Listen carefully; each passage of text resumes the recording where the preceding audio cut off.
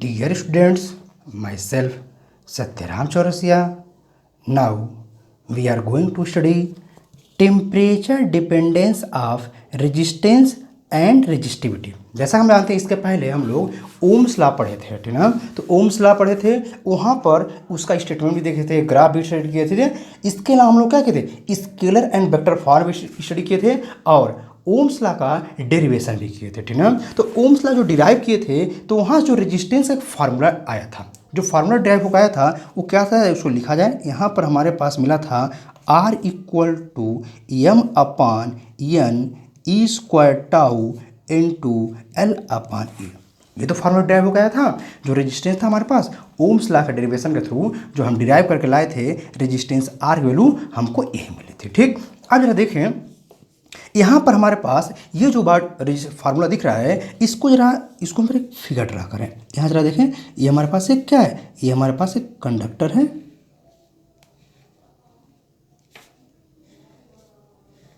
ये कंडक्टर है जिसकी लेंथ कितनी है, एल है। तो लेंथ हमारे पास क्या मिल गया, एल मिल गया, और इसका क्रॉस सेक्शन एरिया ई मिल गया, ठीक। तो अब क्या करें, हम यहाँ पर इसको मेटल्स के लिए पहले डिस्कस कर लें, ठीक है। For metals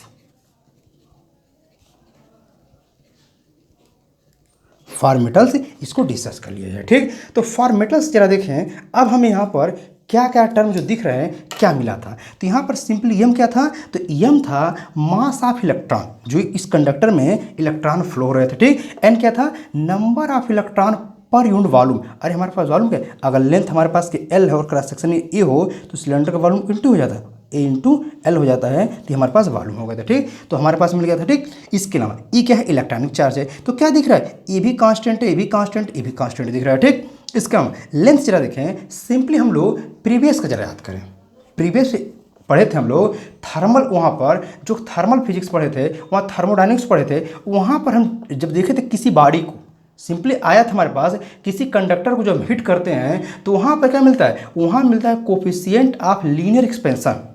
coefficient of linear expansion वह जो होता है नॉर्मली 10⁻⁴ के आर्डर में होता है। यानी अब अगर यहाँ पर जो टेम्परेचर हम दे रहे हैं, टेम्परेचर बात कर रहे हैं फॉर स्मॉल टेम्परेचर, ये जो आर्डर में चेंजिंग आएगी तो लेंथ अप्रॉक्सीमेटली उतना ही रहेगा और क्रॉस सेक्शन एरिया भी उतना ही रहेगा। यानी ऑलमोस्ट ये दोनों कंपोनेंट हमारे कांस्टेंट हो गए। तो एल कांस्टेंट हो गया, एम ए कांस्टेंट हो गया, एम कांस्टेंट हो गया, एन ई भी कांस्टेंट हो गया, बचा क्या, टाउ बचा, ठीक ना। तो हमारे पास क्या दिख रहा है, टाउ ये जो होता है क्या, ये हमारे पास प्रोपोर्शनल यानी इनवर्सली प्रोपोर्शनल टू हमारे पास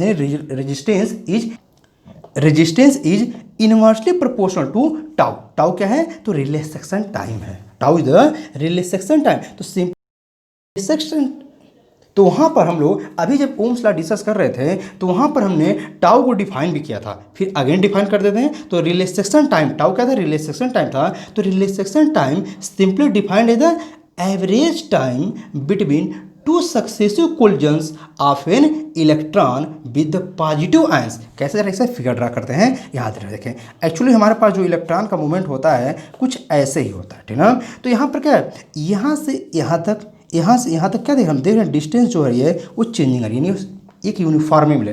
तो जो हमारे पास इलेक्ट्रॉन मूव करते हैं तो क्या करते हैं, किसी पॉजिटिव आयन से कोलाइड कर जाते हैं। जब कोलाइड कर जाते हैं तो अपने पाथ को चेंज कर देते हैं। पाथ क्या करते हैं, चेंज कर देते हैं। तो यहाँ पर हमारे पास यहाँ से यहाँ तक जाने में, यहाँ से यहाँ पर, यानी जो भी इतने हमारे पास कोलिजन्स हो रहे हैं, जो पाथ मिल रही है, एवरेज टाइम ड्यूरेशन जो हमारे पास successive collision, to successive collision हुए, तो एवरेज टाइम जो होता है तो वही एवरेज टाइम क्या हो जाता है, टाउ हो जाता है, यानी रिले सेक्शन टाइम हो जाता है, ठीक। तो ये हमारे पास हो गया। अब जरा कंसिडर कर लें कि हमारे पास जो ये डिस्टेंस आ रही है, ये डिस्टेंस क्या दिख रही है, ये डिस्टेंस हमारी कहलाती है मीन फ्री पाथ। इसको हमने ड्रिफ्ट वेलोसिटी में भी डिस्कस किया है, मीन फ्री पाथ को ड्रिफ्ट वेलोसिटी में डिस्कस किए थे। तो क्या है, ये हम मीन फ्री पाथ को हम लैम्डा कंसिडर कर लेते हैं। जो हमारे पास मीन फ्री पाथ लैम्डा हो जाए तो जरा देखें हमें कि लैम्डा मतलब पाथ, डिस्प्लेसमेंट मिल गया, डिस्टेंस हो गया, अरे टाउ क्या है, टाइम हो गया। तो हमें एक फार्मूला पता है, simply v equal to s upon t, यानी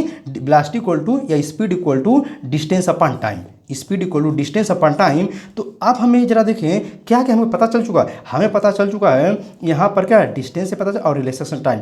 और जो इलेक्ट्रॉन मूव कर रहा है वो कैसे मूव कर रहा है, वो VRMS से मूव कर रहा है। वो कैसे मूव कर रहा है, VRMS, RMS means root mean square, velocity या रूट मीन स्क्वायर स्पीड। तो जब हम लोग प्रीवियस में पढ़े थे एक चैप्टर क्या था, काइनेटिक थियरी ऑफ गैसेज। तो काइनेटिक थियरी ऑफ गैसेस में हम लोग रूट मीन स्क्वायर स्पीड पढ़े थे, ठीक ना। तो यहाँ उसी की बात हो रही है। तो जो इलेक्ट्रॉन मूव करेंगे वो किस स्पीड से, रूट मीन स्क्वायर स्पीड से मूव करेंगे। तो इस फार्मूले जरा देखें, लैम्डा पता चल गया, टाउ पता चल गया, ये पता चला गया। तो हम यहाँ पर क्या लिख सकते हैं, तो हम यहाँ पर टाउ इक्वल टू क्या लिख सकते हैं, टाउ इक्वल टू यहाँ चला गया, यहाँ पर है तो डिस्प्लेसमेंट क्या मिला था, लैम्डा मिला था, और वेलोसिटी यहाँ पर क्या रखेंगे, VRMS रख देंगे। ठीक, तो जरा देयर फोर फार्मूले जरा देखें, तब रेजिस्टेंस हमारा हो क्या जाएगा, ये क्वांटिटी हमारा रेजिस्टेंस मिलेगी। Therefore resistance are inversely proportional to tau, और ये क्या हो जाएगा, ये इसके प्रोपोर्शनल किसके हो जाएगा, तो हमारे पास से मिल जाएगा 1/, यहाँ पर मिला था, ये हमारे पास इनवर्सली प्रोपोर्शनल है, तो 1/, और यहाँ क्या मिले, लैम्डा, और यहाँ पर VRMS। ठीक है, ये क्या हो जाएगा, this implies that R directly proportional किससे हो जाएगा, हमारे पास ये हो जाएगा इनवर्सली प्रोपोर्शनल टू टाउ, और ये किससे हो जाएगा, ये हमारे पास प्रोपोर्शनल टू हो जाएगा किसके, अब ये कर्व कहाँ चला जाएगा, न्यूमरेटर में चला जाएगा, तो VRMS अपान लैम्डा, है ना। तो हमारे पास क्या मिल गया, ये क्या दिखा कि रेजिस्टेंस जो है ये इन फैक्टर के प्रोपोर्शनल है। यानी क्या दिखा कि रेजिस्टेंस जो है वो टाउ के रिलैक्सेशन टाइम के इनवर्सली प्रोपोर्शनल है, जबकि यहाँ पर मीन फ्री पाथ के भी इनवर्सली प्रोपोर्शनल है, but VRMS root mean square speed के डायरेक्टली प्रोपोर्शनल है। ठीक, as we know that temperature of wire, या जो मेटल होंगे या जो कंडक्टर्स हैं, temperature of wire, temperature metals या टेम्परेचर कंडक्टर्स राइजेज कैसे गए, विथ इंक्रीज इन टेम्परेचर। कैसे होता है, जरा इस फार्मूले जरा देखा जाए। हमारे पास सिंपली पता है क्या, काइनेटिक एनर्जी होती है ½ mv²। ठीक, तो हम जब टेम्परेचर इंक्रीज करा रहे हैं तो क्या होगा, एनर्जी तो इंक्रीज करेगी, और जब टेम्परेचर इंक्रीज करेगा एनर्जी इंक्रीज करेगी, तो फिर क्या हो जाएगा, हमारे पास जो मॉलिक्यूल्स होंगे, जो इलेक्ट्रॉन्स होंगे, वहाँ पर काइनेटिक थियरी ऑफ गैसेस हम मॉलिक्यूल्स की बात करते हैं, यहाँ पर मेटल्स में हम इलेक्ट्रॉन की बात कर रहे हैं, क्योंकि यहाँ पर मोशन इलेक्ट्रॉन की हो रही है। तो इलेक्ट्रॉन की स्पीड क्या कर जाएगी, इंक्रीज कर जाएगी। तो यहाँ पर वही तो VRMS है, हमारे पास ये भी इंक्रीज कर जाएगा। ठीक, इसके अलावा हम VRMS का एक रिलेशन वहाँ पढ़े थे क्या, कि VRMS जो होता है ये हमारे पास क्या होता है, डायरेक्टली प्रोपोर्शनल होता है। VRMS directly proportional to root T. हमारे पास क्या मिल रहा है, जो टेम्परेचर हमारे पास है उसके रूट के डायरेक्टली प्रोपोर्शनल है। तो हमें क्या मिल गया, यहाँ पर ये भी क्वांटिटी मिली। यानी क्या कंक्लूजन निकल रहा है, कानून ये निकल रहा है कि ये इंक्रीज करेगा तो रेजिस्टेंस भी इंक्रीज कर जाएगा, रेजिस्टेंस भी इंक्रीज करेगा। तब जो अभी रेजिस्टेंस निकलेगा, इस रेजिस्टेंस की वैल्यू को हम क्या करें, फाइंड आउट करें, ठीक ना। तो फाइंड आउट करने के लिए हम क्या करते हैं, एक अगेन क्या करते हैं, एक कंडक्टर कंसीडर कर लेते हैं, ठीक ना। ये हमारे पास एक कंडक्टर है,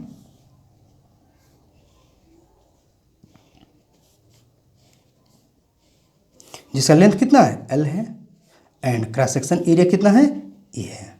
ठीक, हमने कंसीडर। अब इनिशियली हम मान लेते हैं कि इनिशियली इसका टेम्परेचर कितना था, T0 था। तो where T0 is the reference temperature. Reference temperature हमारे पास, यानी जो भी हम रिफरेंस लेकर इसे डिस्कस कर रहे हैं, स्टडी कर रहे हैं, ठीक है। तो हमारे पास क्या मिल गया, यहाँ पर T0 मिल गया, रिफरेंस टेम्परेचर। अब इनिशियली कंसीडर कर लेते हैं इसका रेजिस्टेंस जो है वह R0 मान लेते हैं। जो हमारे पास कंडक्टर है उसका रेजिस्टेंस कितना है, R0 है। ठीक, अब क्या करें, ये हमारे पास जो कंडक्टर मिल गया जिसका टेम्परेचर हमने रेफरेंस टेम्परेचर T0 ले लिया, ठीक है, और हमारे पास क्या मिल गया, R0 मिल गया, क्या रेजिस्टेंस इनिशियली। ठीक, अब क्या करें, हम कंसिडर कर लेते हैं इस कंडक्टर को ΔT टेम्परेचर प्रोवाइड कराते हैं, ΔT टेम्परेचर प्रोवाइड कराते हैं। जब ΔT टेम्परेचर प्रोवाइड करा रहे हैं तो हम कंसिडर कर रहे हैं अब इस कंडक्टर का टेम्परेचर कितना हो गया, T हो गया। देयरफॉर T इक्वल टू हो क्या जाएगा, तो T इक्वल टू हो जाएगा, इनिशियली कितना रेफरेंस था, T0 था, और कितना हमने टेम्परेचर दिया था, ΔT दिया था। यहाँ पर जो टेम्परेचर दिया गया था वो क्या हो गया, तो T equal to T0 plus ΔT। ठीक, ये टेम्परेचर हमारे पास मिल गया। ठीक, T इक्वल टू R। अब कितना टेम्परेचर प्रोवाइड कराया गया इसे फाइंड आउट करेंगे, तो ΔT equal to T minus T0 मिल जाएगा। ठीक, तो हमारे पास क्या मिल गया, यानी हमारे पास कितना टेम्परेचर प्रोवाइड किया, हम इसको फाइंड आउट कर ले। ठीक, अब जरा देखें, हम ये देख रहे हैं फार्मूले को, ये टेम्परेचर डिपेंडेंट है, तो रेजिस्टेंस भी हम कंसिडर कर लेते हैं। ये रेजिस्टेंस क्या करेगा, इंक्रीज कर जाएगा। अब रेजिस्टेंस भी इंक्रीज कर जाएगा, तो जरा इसे देखें कितना रेजिस्टेंस इंक्रीज कर रहा है। हमने कंसिडर कर लिया कि यहाँ पर जो रेजिस्टेंस आर नॉट था, फाइनल रेजिस्टेंस कितना हो जाता है, आर हो जाता है, ठीक ना। तो चेंज इन जो हमारे पास रेजिस्टेंस मिलेगा, देयरफॉर हमारे पास डेल्टा आर रेजिस्टेंस में जो चेंजिंग मिलेगी क्या, फाइनल माइनस इनिशियल, यानी हमारे पास जो रेजिस्टेंस में चेंजिंग आ रही है वो कितनी आ गई, ये हमारे पास रेजिस्टेंस में चेंजिंग आ गई, यानी डेल्टा आर इक्वल टू मिल गया हमको क्या, आर माइनस आर नॉट, है ना। तो हमने क्या देखा, ये हमारे पास रेजिस्टेंस में चेंजिंग आई और इतना टेम्परेचर में चेंज करने पर, ठीक ना। अब हमें क्या करना है, अब हमें फार्मूले को डिराइव करना है, ठीक ना, फार्मूले को डिराइव करना है। तो जरा हम यहाँ देख क्या रहे हैं, ये क्वांटिटी जो दिख रही है ये हमारे पास जो मिला है, तो ये यहाँ पर ये डायरेक्टली थोड़ी मिला है, ये क्वांटिटी रिप्रेजेंट क्या कर रहा है, रिप्रेजेंट ये कर रहा है कि जो डेल्टा आर है, चेंज इन रेजिस्टेंस है, ये क्या है, इनिशियल रेजिस्टेंस के डायरेक्टली प्रोपोर्शनल था।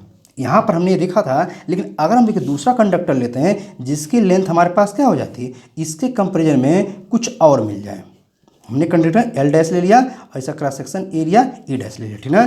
तो अब जो होगा, यहाँ पर रेजिस्टेंस का टेम्परेचर इनिशियली यहाँ क्या आर नॉट ही मान लेते हैं, ठीक ना। रेजिस्टेंस हमारे पास ऐसा डिजाइन किया गया, इसका आर नॉट ही है। तो यहाँ पर जो हम टेम्परेचर देंगे तो यानी क्या करेगा, यहाँ पर हमारे पास क्या दिख रहा है, इसके अकॉर्डिंग दिख रहा है कि जो हमारा रेजिस्टेंस होगा वो इनिशियल रेजिस्टेंस के डायरेक्टली प्रोपोर्शनल होगा। और सिमिलरली जरा देखें, यहाँ पर जो चेंज इन रेजिस्टेंस मिला है, ये भी क्या मिला है, डेल्टा आर जो था ये भी डायरेक्टली प्रोपोर्शनल किसके था, चेंज इन टेम्परेचर के, जो हमारे पास चेंज इन टेम्परेचर के मिले। यानी क्या कंक्लूजन निकला, तो कंक्लूजन ये निकला कि जो रेजिस्टेंस में चेंजिंग आ रही है, यह ओरिजिनल रेजिस्टेंस जो था, इनिशियल वैल्यू हमारे पास थी, उसके डायरेक्टली प्रोपोर्शनल है। सिमिलरली यहाँ पर रेजिस्टेंस जो हमारे पास है वो टेम्परेचर के भी डायरेक्टली प्रोपोर्शनल है। तो दोनों क्या कर लिया जाए, कंबाइन कर लें, दोनों को कंबाइन कर दें तो क्या मिलेगा हमको, तो ये हो जाएगा क्या, यहाँ पर मिल जाएगा हमको क्या, डेल्टा आर डायरेक्टली प्रोपोर्शनल किसके मिल जाएगा, अब ये मिल जाएगा आर नॉट के भी डायरेक्टली प्रोपोर्शनल होगा और डेल्टा टी के भी डायरेक्टली प्रोपोर्शनल हो जाएगा, ठीक ना। अब प्रोपोर्शनलिटी सिंबल को हम रिमूव करते हैं, हटा देते हैं, ठीक ना। तो आर क्या लिख सकते हैं इसको, आर हमें मिल जाएगा delta R is equal to alpha. ध्यान रहे, प्रोपोर्शनलिटी सिंबल था, यहाँ पर हमारे पास ये अल्फा है, ठीक ना। अल्फा हमारे पास अभी बता रहे हैं क्या है, कोई कांस्टेंट है या कोफिशिएंट है, यानी प्रोपोर्शनलिटी कांस्टेंट है, ठीक ना। तो ये क्या अल्फा हो जाएगा, आर नॉट हो जाएगा, डेल्टा टी आ गया, ठीक ना। अब यहाँ पर जरा देखें, अब यहाँ पर हम जो डेल्टा आर लिखे हैं, एक्चुअल में डेल्टा आर हमारे पास कहाँ से आया था, ये delta R equal to R minus R naught था, ठीक ना। तो यहाँ से हम क्या लिख सकते हैं, अब यहाँ से हम लिख सकते हैं, इसको जरा हम पुट कर दें, R minus R naught equal to alpha, और यहाँ पर क्या मिल जाएगा, आर नॉट डेल्टा टी, ठीक। R alpha equal to R minus R naught upon क्या मिल जाएगा, R naught into delta T मिल जाएगा, ठीक ना। ये हमारे पास where alpha is the temperature coefficient of resistance, alpha क्या है, temperature coefficient, temperature coefficient of resistance भी कहें और टेम्परेचर कोफिशिएंट ऑफ रेजिस्टिविटी होता है। एक्चुअल हमारे पास जो फार्मूला भी डिराइव होकर आएगा, रेजिस्टेंस और रेजिस्टिविटी दोनों डिराइव करना है। अभी हम जब देखेंगे रेजिस्टिविटी सॉल्व करेंगे तो रेजिस्टिविटी के लिए टर्म यही हमारे पास आएगा, ठीक ना। इसे इसलिए कहा जाता है टेम्परेचर कोफिशिएंट ऑफ रेजिस्टेंस भी कहते हैं और टेम्परेचर कोफिशिएंट ऑफ रेजिस्टिविटी कहते हैं, ठीक ना। तो अब जरा इस फार्मूले का हमें क्या मिल गया, ये सिंपली हमें मिल गया क्या, अल्फा वैल्यू मिल गया, ठीक। अब जरा इस फार्मूले को अगेन जरा देखें, इस फार्मूले से और क्या हम सॉल्व कर सकते हैं। अब इस फार्मूले से जरा देखें क्या लिख सकते हैं, तो R equal to R naught इधर ट्रांसफर कर दें तो आर नॉट प्लस अल्फा, और यहाँ मिल जाएगा आर नॉट और ये मिल जाएगा डेल्टा टी, ठीक। R equal to R naught common ले लें, ठीक ना। तो यहाँ क्या मिलेगा, यहाँ 1 बच जाएगा प्लस यहाँ क्या मिलेगा, अल्फा मिल जाएगा और यहाँ पर क्या मिल जाएगा, डेल्टा टी मिल जाएगा, ठीक। बट अब डेल्टा टी वैल्यू जो थी हमारे पास, यहाँ से भी इसको भी जरा पुट कर दें तो डेल्टा टी वैल्यू क्या रख सकते हैं, टी माइनस टी नॉट रख सकते हैं, ठीक ना। R equal to R naught 1 plus alpha और ये क्या मिल जाएगा, टी माइनस टी नॉट मिल जाएगा, ठीक ना। तो ये हमारे पास फार्मूला मिल गया क्या, ये रेजिस्टेंस का एक हमें फार्मूला मिल गया जो कि हमें फाइनली फाइंड आउट करना था, ठीक ना। तो रेजिस्टेंस कैसे चेंजिंग कर रहा है, कैसे डिपेंड कर रहा है, उसके लिए हमने क्या किया, एक फार्मूले को डिराइव कर लिया। अब जरा देखें, यहाँ जो टी नॉट है ये सिंपली क्या था, टी नॉट रेफरेंस टेम्परेचर, और नॉर्मली टी नॉट जो होता है रेफरेंस टेम्परेचर जो हमारे पास है, रेफरेंस टेम्परेचर, इसे नॉर्मली हम क्या मानते हैं, नॉर्मली इसे 0 डिग्री सेंटीग्रेड ही कंसिडर किया जाता है, ठीक ना, 0 डिग्री सेंटीग्रेड ही कंसिडर किया जाता है। तो अब यहाँ क्या कर दें, टी नॉट इक्वल टू हम पुट क्या कर दें, हम 0 डिग्री सेंटीग्रेड पुट कर दें। देयरफॉर क्या मिल जाएगा, देयरफॉर हमें आर की वैल्यू क्या मिल जाएगी, R equal to R naught, और यहाँ पर क्या मिल जाएगा हमको, ये टर्म 0 हो गया, ठीक, तो सीधा से मिल जाएगा हमको 1 प्लस अल्फ़ा और टी मिल जाएगा, ठीक ना, ये हमारे पास मिल जाएगा अगर हमारे पास क्या है रेफरेंस टेम्परेचर 0 पुट कर दिया जाए, ठीक ना। तो नॉर्मली हमारे पास रेफरेंस टेम्परेचर 0 ही लिया जाता है। तो हमारे पास अगर फार्मूले में या न्यूमेरिकल जब हम सॉल्व करते हैं, अगर क्या दिया है रेफरेंस टेम्परेचर 0 डिग्री नहीं दिया है, कुछ और दिया है, ये कुछ भी हो सकता है, रेफरेंस टेम्परेचर है, ठीक ना, तो अगर 0 डिग्री नहीं है, 0 डिग्री सेंटीग्रेड, तो इसे हम इस फार्मूले का यूज करेंगे, और अगर वह 0 डिग्री सेंटीग्रेड दे देता है तो हम चाहे इस फार्मूले का यूज करके न्यूमेरिकल्स को सॉल्व कर लेंगे, ठीक ना। तो अब यहाँ जरा देखें, अल्फा वैल्यू यहाँ निकाली गई थी, अब एक अल्फा वैल्यू यहाँ से फिर से निकाली जा सकती है क्या, आर यहाँ से लिखेंगे क्या, आर माइनस यहाँ पर क्या हो जाएगा इक्वल कर दें तो आर नॉट, और यहाँ पर क्या हो जाएगा plus R naught alpha T हो जाएगा। दिस इंप्लाई दैट, यहाँ पर लिख सकते हैं क्या, R minus R naught equal to, हम लिख देंगे इसे हमारे पास अल्फा आर नॉट टी लिख सकते हैं, ठीक, तो अल्फा आर नॉट टी हो जाएगा। दिस इंप्लाई, जरा यहाँ से देखें, इसे हम क्या लिख सकते हैं अब, alpha equal to R minus R naught upon, यहाँ पर क्या लिख सकते हैं, यहाँ लिख सकते हैं आर नॉट टी। तो हमारे पास अल्फा वैल्यू का एक फार्मूला इस टर्म में भी डिटरमाइन होके आ गया। अल्फा वैल्यू हमारे पास है क्या था, सिंपली था क्या, temperature coefficient of resistance, or temperature coefficient resistivity भी कहते हैं, ठीक ना। ये हमारे पास जो है सिंपली से लिख देते हैं, ठीक ना। तो हमारे पास क्या मिल गया, ये है टेम्परेचर कोफिशिएंट ऑफ रेजिस्टेंस, और इन केस ऑफ रेजिस्टिविटी हमने रेजिस्टेंस लिया और रेजिस्टिविटी टर्म में इसे हम रेजिस्टिविटी कह देंगे, ठीक ना। तो हमारे पास क्या मिल गया, अल्फा वैल्यू को हमने फाइंड आउट कर लिया। अब जरा देखें इसका यूनिट क्या होगा, यूनिट भी निकाल लिया जाए, ठीक ना। जरा देखें अल्फा का यूनिट क्या मिल जाएगा, तो सिंपली जरा ये रेजिस्टेंस है और ये भी रेजिस्टेंस, रेजिस्टेंस कैंसिल 1/T, यानी हमारे पास जो यूनिट मिलता है अल्फा का, ये सिंपली क्या है, ये पर डिग्री सेंटीग्रेड, यानी हमारे पास क्या मिल गया, ये मिल जाता है पर डिग्री सेंटीग्रेड और पर केल्विन भी कह सकते हैं, ठीक ना। ये हो जाएगा क्या, पर केल्विन भी कर सकते हैं और पर डिग्री सेंटीग्रेड भी हमारे पास ये हो जाता है क्या, ये हो जाता है इसका क्या यूनिट मिल जाता है, ठीक। अब जाते हैं यहाँ पर, ये जो अल्फा वैल्यू है, अल्फा वैल्यू है फॉर मोस्ट ऑफ मेटल्स, जो नंबर ऑफ मेटल्स होते हैं, अल्फा वैल्यू जो नियरली होती है, अल्फा जो वैल्यू हो जाती है नियरली कितनी हो जाती है, तो ये हो जाती है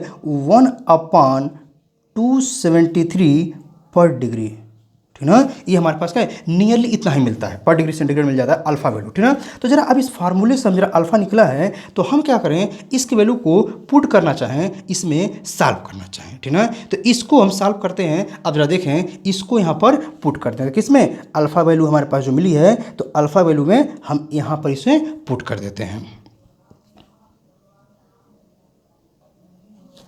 अब जरा देखें हम इस इक्वेशन का यूज करते हैं, ठीक ना। इस इक्वेशन का यूज किया जाए तो देयरफॉर हमारे पास क्या मिल जाएगा, आर इक्वल टू यहाँ क्या मिल जाएगा आर नॉट, और यहाँ मिल जाएगा 1 प्लस, अब अल्फा यहाँ पर क्या करना, ये टी यहाँ पर लिख देते हैं, और ये 1/273 है, तो 1/273 हमने रख दिया, ठीक ना। ये मिलेगा वैल्यू, ठीक। अब क्या करें, इसको चाहें तो हम ऐसे भी तो लिख सकते हैं क्या, R equal to R naught, और यहाँ हम क्या लिख सकते हैं, ये लिख सकते हैं हम 273 प्लस T/273, ठीक ना। अब इसे चाहे तो क्या, हम इस क्वांटिटी को, इस पूरे टर्म को क्या मान लें, कैपिटल टी मान लेते हैं, ठीक ना। ये कैपिटल टी मिल गया, तो हमारे पास आर इक्वल टू क्या मिल जाएगा, आर नॉट मिल जाएगा, ठीक, और यहाँ क्या मिल जाएगा, यहाँ पर मिल जाएगा T/273, ठीक, यहाँ पर मिल गया। अब यहाँ पर जरा देखें इस फार्मूले को हमारे पास where T is the absolute temperature, मिल गया कुछ। अब इस फार्मूले जरा देखें, इस फार्मूले से जरा देखें, अगर हमारे पास ये 273 एक नंबर है, एक कांस्टेंट हो गया, और आर नॉट इनिशियल रेजिस्टेंस है, आर नॉट क्या है, इनिशियल रेजिस्टेंस है। अब एक इनिशियल रेजिस्टेंस है, तो क्या इस वैल्यू चेंज होगा नो, यानी ए भी कांस्टेंट हो गया, ए भी कांस्टेंट हो गया। तो इस फार्मूले से क्या क्लियर हुआ, इस फार्मूले से क्या क्लियर हुआ, तो इस फार्मूले से जो कंक्लूजन हमको निकला, कंक्लूजन हमको मिला, वो कंक्लूजन क्या निकला, तो वो कंक्लूजन हमने ये पाया क्या कि इससे कंक्लूजन निकल रहा है कि आर जो है ये आर है क्या, तो आर हमारे पास जो क्या मिला, R directly proportional to T मिल गया, आर डायरेक्टली प्रोपोर्शनल टू, यानी हमारे पास जो रेजिस्टेंस में चेंजिंग आ रही है वो क्या है, यह इस एब्सोल्यूट टेम्परेचर के डायरेक्टली प्रोपोर्शनल हो गया। अब इस फार्मूले से क्या कंक्लूजन हो गया, thus the resistance of pure metal wire, or हमारे मेटल वायर कहें या कोई हमारे पास कंडक्टर वायर, सिंपली हमें मेटल की स्टडी कर रहे थे, हम शुरू में बता दिए थे क्या कि हम मेटल्स के लिए स्टडी कर रहे हैं, ठीक ना। तो यहाँ पर इसलिए मेटल की बात कर रहे हैं, यहाँ पर इसलिए हम इसको मेटल के बारे में डिस्कस कर रहे हैं। तो क्या कर रहे हैं कि फॉर प्योर मेटल्स या कोई कंडक्टर हो, प्योर मेटल कंडक्टर या कोई वायर हो, ठीक ना, the resistance of pure metal is directly proportional, the resistance of pure metal is directly proportional to its absolute temperature provided the temperature coefficient of metal is, ध्यान रखना है हमने कितना प्रोवाइड किया था, अल्फा वैल्यू जो प्रोवाइड किया गया था वह था 1/273 पर डिग्री सेंटीग्रेड, इतना अगर प्रोवाइड कराया जाता, ठीक ना, तो इसके डायरेक्टली प्रोपोर्शनल टू मिल जाएगा। ठीक, ये कंक्लूजन में अब क्या करें, हमें यहाँ पर जो निकालना था, तो रेजिस्टेंस बारे में हम लोग डिस्कस कर लिए, अब हमें क्या करना था, हमें रेजिस्टिविटी बारे में डिस्कस करना था, ठीक ना। तो हम क्या करें, अब यहाँ रेजिस्टिविटी बारे में भी डिस्कस कर लें, ठीक। तो अब क्या करें, ये फार्मूले को पहले देखें, ये फार्मूला जो दिख रहा है इसको हम पहले रेजिस्टिविटी टर्म में कन्वर्ट करें, ठीक। तो हमें सिंपली पता है क्या, हमें क्वांटिटी जानते हैं, सिंपली क्या जानते हैं, हम ये पता है कि जो हमारे पास रेजिस्टेंस जो होता है, रेजिस्टिविटी जो होती है, ये क्या हो जाती है, RA/L फार्मूला होता है ना हमारे पास। तो जरा अब इस इक्वेशन को क्या करें, हम इस इक्वेशन में क्या कर दें, ये इक्वेशन R के टर्म है लेकिन रेजिस्टिविटी चाहिए, तो हम क्या करें, A/L से मल्टीप्लाई कर दें इस इक्वेशन में, ठीक है। तो देयरफॉर हमारे पास क्या मिल जाएगा, R इंटू A/L से हमने मल्टीप्लाई कर दिया, किसमें, इस इक्वेशन में, R तो ऑलरेडी है, L A/L से मल्टीप्लाई किया, तो A/ इक्वल टू क्या मिल जाएगा, तो यहाँ भी तो हमारे पास यही क्वांटिटी मिलेगा, यानी यहाँ क्या मिल जाएगा R0, और यहाँ क्या मिल जाएगा हमको, ये मिल जाएगा 1 + अल्फ़ा T - T0, ठीक। और यहाँ पर हम आउटसाइड क्या कर देते हैं, हम यहाँ पर A/L से मल्टीप्लाई कर देते हैं, ठीक। अब जरा देखें, तो RAL यानी RA/L, ये तो रो बन गया, देयरफॉर हम क्या लिख सकते हैं, देयरफॉर हमारे पास क्या कहला जाएगा, रो इक्वल टू रो0, और यहाँ मिल जाएगा 1 + अल्फ़ा T - T0, ठीक। तो यहाँ भी हमारे पास क्या, T0 रेफरेंस टेम्परेचर ही है, ठीक। ये हमारे पास अब यहाँ पर अल्फा जो हो रही है, ये अल्फा क्या हो गया, हमारे पास हो गया temperature coefficient, temperature coefficient of resistivity, दोनों के लिए होता है, रेजिस्टेंस का है चाहे रेजिस्टिविटी का, दोनों के लिए हमारे पास क्या होता है, ये फुलफिल क्राइटेरिया करता है, तो हमारे पास क्या मिल गया, दोनों के लिए मिल गया, ठीक। अब जरा देखें यहाँ पर भी क्या करें, नॉर्मली हमारे पास जो मेटल्स होते हैं वहाँ भी T0 को क्या लेते हैं, तो T0 को हम 0 डिग्री सेंटीग्रेड ही कंसिडर करते हैं, ठीक। तो 0 डिग्री सेंटीग्रेड कंसिडर करेंगे तो देयरफॉर क्या मिल जाएगा, यहाँ पर हमें मिल जाएगा क्या, यहाँ मिल जाएगा रो इक्वल टू रो0, और यहाँ पर क्या मिल जाएगा हमको, यहाँ पर रो0 मिल गया, और ये क्या मिल जाएगा, ये तो 0 हो गया, क्या मिलेगा 1 + अल्फ़ा T मिल जाएगा, ठीक। तो ये हमारे पास क्या फार्मूला डिराइव होके आ गया, किसके, रो के टर्म में। इसके पहले हम लोग रेजिस्टेंस टर्म फाइंड आउट किए थे, ये हमारे पास रेजिस्टिविटी के टर्म में सॉल्व होके आ गया, ठीक। अब यहाँ से जरा देखें, यहाँ से फिर क्या करना, हम रो के अल्फा वैल्यू फाइंड आउट करना चाहते हैं, ठीक। तो आर क्या लिखेंगे, रो माइनस रो0, सॉरी रो इक्वल टू रो0 प्लस क्या हो जाएगा, रो0 अल्फ़ा T लिख सकते हैं, ठीक। आर रो माइनस रो0 इक्वल टू यहाँ पर क्या मिल जाएगा, रो0 अल्फ़ा T मिल जाएगा, ठीक। दिस इंप्लाई दैट, यहाँ से क्या लिख सकते हैं, alpha equal to rho minus रो0 अपान, यहाँ क्या मिल जाएगा हमको, यहाँ पर मिल जाएगा रो0 अपान रो0 इंटू T मिल गया, ठीक। तो ये हमारे पास क्या मिल गया, ये अल्फ़ा वैल्यू मिल गया in terms of resistivity, resistivity term find out हमने कर लिया, ठीक। तो हमने क्या देखा, यहाँ पर हमारे पास जो रो मिला था, अब इसी प्रकार क्या करना चाहें, हम यहाँ पर जो भी फार्मूला ड्राइव करके लाए थे क्या, इस टर्म को हमने भी फार्मूला ड्राइव जो किया था, इस वाले टर्म को चाहे तो यहाँ से हम उसे लिख सकते हैं, ठीक ना। वैसे ही सेम पैटर्न में, सेम मैनर में हम क्या कर सकते हैं, उसे लिखा जा सकता है, ठीक। तो अब जरा देखें, यहाँ पर अल्फा मिल गया। सिमिलरली यहाँ भी क्या केस है, जो अभी हम यहाँ डिस्कस किए थे कि क्या अल्फा वैल्यू नॉर्मली इतना मिलती है, तो मेटल्स के लिए तो अल्फा यहाँ भी तो वही केस मिलेगा। फिर से वही चीज़ लिख देते हैं, ठीक है। तो अल्फा वैल्यू हमारे पास जो मिल जाएगी, ये नॉर्मली किसके बराबर हो जाती है, 1/273 पर डिग्री सेंटीग्रेड। लेकिन किसके लिए, मेटल्स के लिए, हम मेटल्स के लिए स्टडी कर रहे हैं, ठीक ना। तो आप यहाँ पर क्या इस फार्मूले में यूज करेंगे, तो देयरफॉर क्या मिल जाएगा, rho equal to rho naught 1 plus यहाँ पर T/273 रख दें, ठीक। आर रो इक्वल टू क्या हो जाएगा, तो रो नॉट, और यहाँ हो जाएगा 1 + 2 सॉरी T+273/273 आ जाएगा, ठीक। इसी को टर्म को हम क्या कर लें, हम इसको T मान लें, we are rho equal to rho naught, और यहाँ क्या हो जाएगा T/273। ये जो T का एब्सोल्यूट टेम्परेचर है, जैसे हम आप डिस्कस किए थे, ठीक। ये भी हमारे पास क्या कांस्टेंट हो गया, और ये भी कांस्टेंट हो गया, और रो डायरेक्ट हमारे सॉरी ये कांस्टेंट हो गया क्योंकि चेंज नहीं हुआ, और ये भी कांस्टेंट, टेम्परेचर हमारे पास चेंज हुआ, तो रो डायरेक्टली प्रोपोर्शनल टू T मिल गया। यानी हमारे पास क्या मिला, रेजिस्टिविटी भी क्या है, वह टेम्परेचर के डायरेक्टली प्रोपोर्शनल, क्योंकि ये हमारे टर्म, ये तो नंबर्स है, और ये हमारे पास कांस्टेंट मिलेगा, ठीक। तो अब इससे हमारे पास ये कंक्लूजन निकला, कंक्लूजन सिंपल एक कंक्लूजन क्या निकला, क्या on increasing temperature for metals, ध्यान रखना है, for metals on increasing temperature resistance as well as resistivity both quantity increases.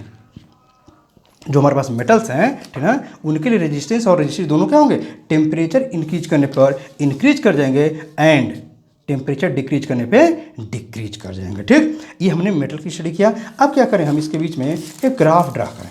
हमारे पास जो नॉर्मली मेटल्स के बीच में जो ग्राफ ड्रा करके आता है, तो या इसके लिए तो जरा एक ग्राफ ड्रा करते हैं, ठीक है ना, रेजिस्टिविटी के लिए। तो हम यहाँ पर एक ग्राफ ड्रा करें,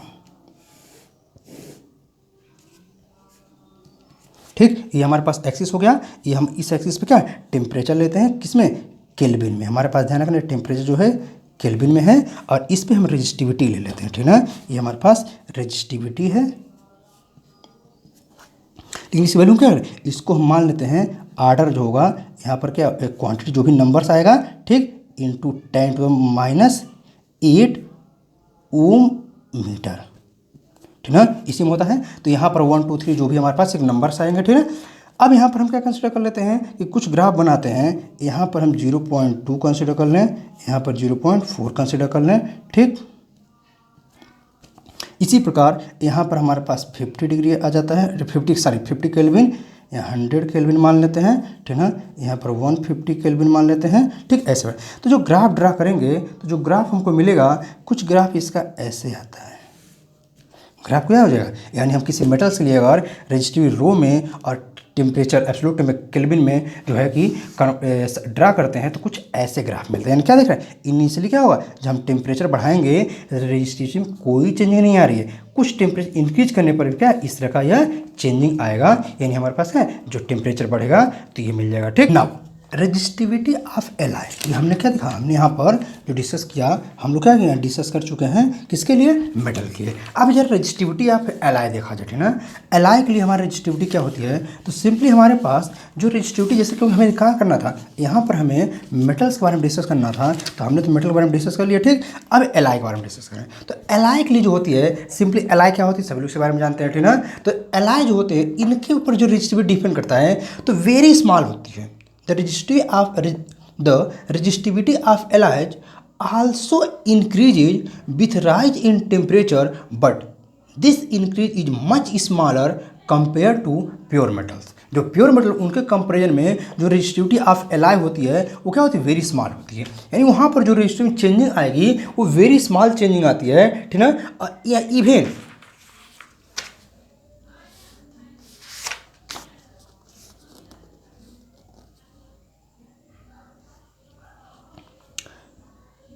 alloy have high resistivity.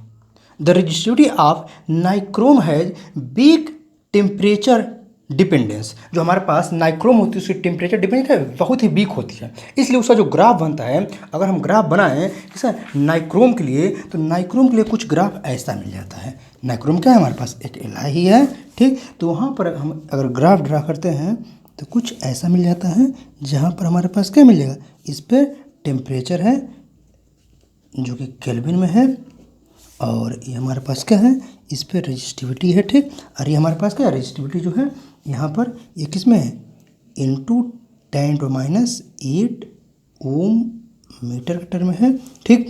और यहाँ पर जो वैल्यू हमारे पास होती है, अगर हम यहाँ का कंसिडर कर लें, यहाँ पर हम कंसिडर कर लें 1.0 है, ठीक। यहाँ पर हमारे लगवा आता है 1.1, यहाँ पर हमारे पास आता है 1.2, 1.3, ठीक, ये आता है। और इधर टेम्परेचर देखें तो इधर आ जाएगा 200, 400, 600, 800, ठीक ना, 1000, यानी बहुत ही इतने हाई टेम्परेचर पर इसमें। और यहाँ पर क्या 1.2, 1.2 इसमें, यानी हम क्या देख रहे हैं, हमें देख रहे हैं जो नाइक्रोम के लिए है वो चेंजिंग जो है ऐसे मिलती है, नाइक्रोम के लिए ऐसे मिल जाती है। And while that of मैग्नीन is almost independent of temperature, यानी मैग्नीन जो होता है वो क्या होता है, इंडिपेंडेंट हो जाता है, वो डिपेंड ही नहीं करते, यानी उसमें कोई चेंजिंग नहीं आती है, ठीक। एट नाउ यहाँ पर क्या कर लें हम, अब यहाँ पर हमने क्या कर लिया, मेटल के बारे में स्टडी कर लिया, ठीक है, मेटल के बारे में डिस्कस कर लिया, एलाई के बारे में डिस्कस है। नाउ सेमीकंडक्टर्स एंड इंसुलेटर के लिए तो हमारे पास क्या हो जाए, रेजिस्टिविटी ऑफ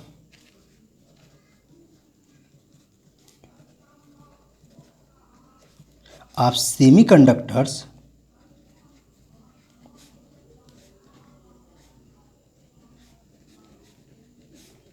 एंड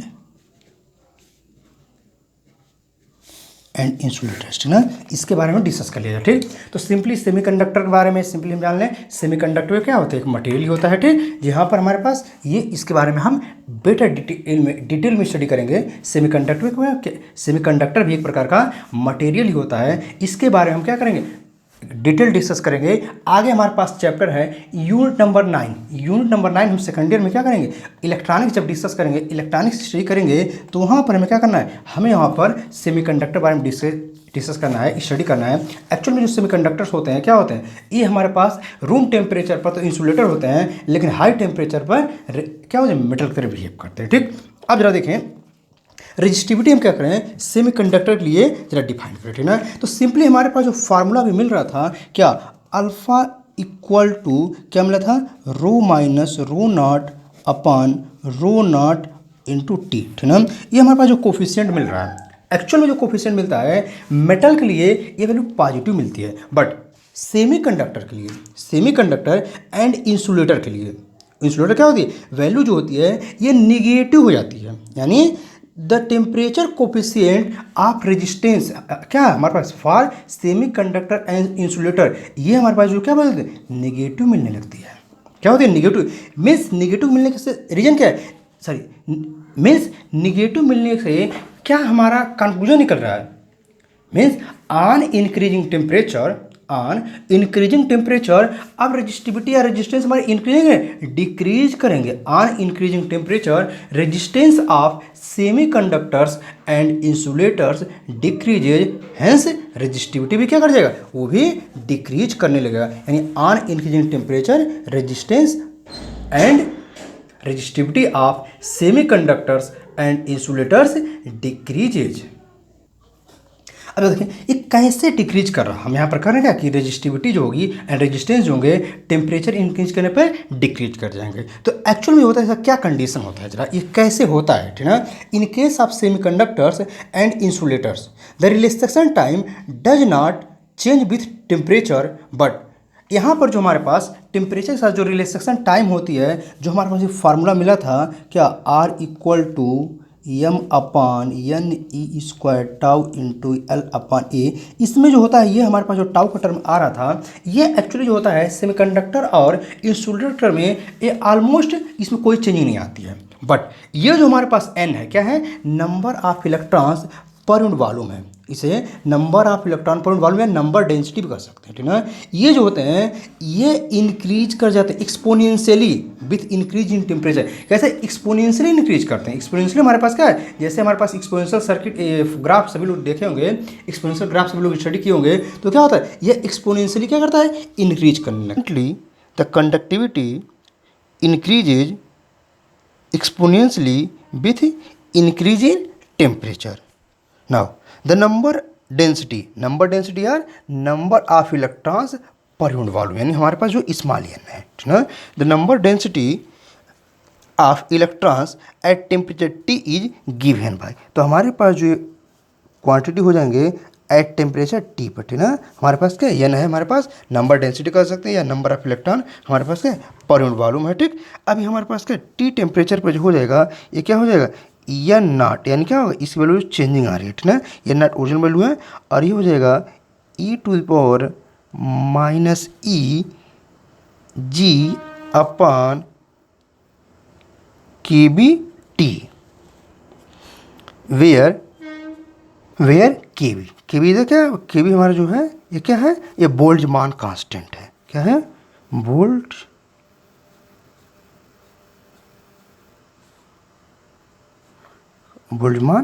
कांस्टेंट, ठीक है। ये थर्मोडायनेमिक्स में भी इसको हम स्टडी करते हैं। एंड ईजी क्या है हमारे पास, एनर्जी गैप, ठीक, एनर्जी गैप मिल गया, यानी हमारे पास और यहाँ पर between the conduction band and balance band of the substance. ये हम क्या, इसे जब वहाँ पढ़ेंगे इलेक्ट्रॉनिक्स में सेमीकंडक्टर बारे में, तो बैलेंस बैंड कंडक्शन बैंड जो होते हैं एक्चुअली हमारे पास क्या होता है, हमारे पास यहाँ पर कुछ ऐसा ही हमारे पास बैंड ग्राफ बनाया जाएगा, ठीक। तो ये हमारे पास क्या हो जाएंगे सेमीकंडक्टर के लिए, ये हो जाते हैं क्या, ये हमारे पास हो जाते हैं कंडक्शन बैंड और ये हो जाते हैं बैलेंस बैंड, ठीक। और ये हमारे पास फॉरवर्ड एंड गैप हो जाती है, तो ये हमारे पास उसी को रिप्रेजेंट कर रहा है, हमारे पास एनर्जी गैप को रिप्रेजेंट कर रहा है, ठीक।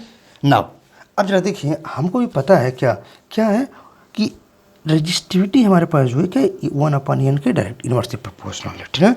देयरफॉर क्या हो जाएगा, देयरफॉर हमें मिल जाएगा 1/ρT इक्वल टू 1/ρ0, ठीक है। हमारे पास ρ0 मिल जाएगा और E2 पर क्या मिल जाएगा, हमारे पास ये मिला था माइनस EG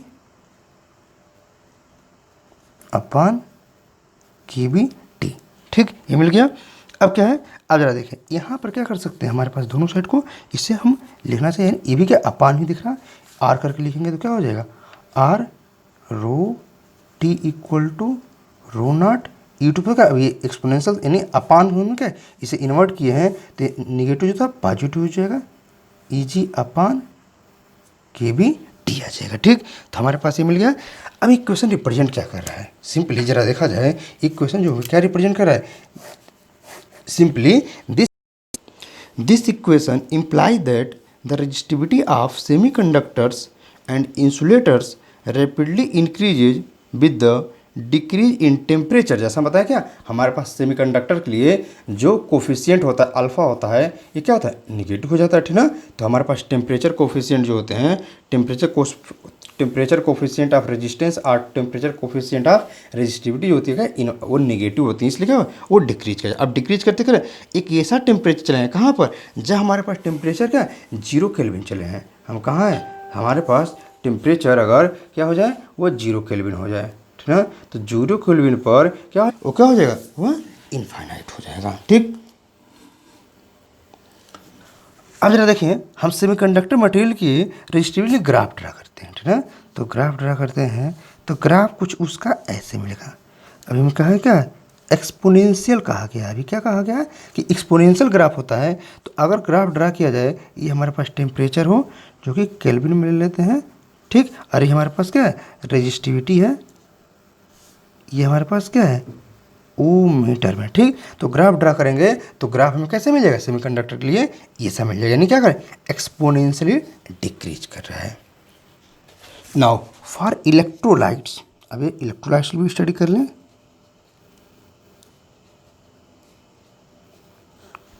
इलेक्ट्रोलाइट्स ठीक।